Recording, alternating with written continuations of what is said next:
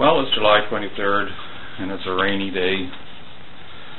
And poor Sully and I are home alone here. Aren't we there, puppy?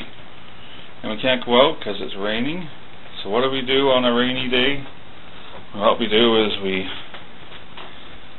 shut all the doors. So there's only the hallway to run down. And then we get one of his toys or something he likes to jump up at.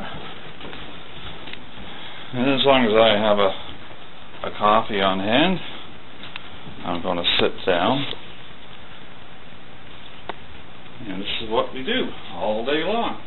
I throw a toy down the hallway. Sully Oaks gets it.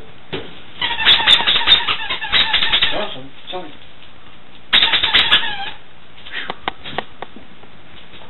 Oh, you don't want that one.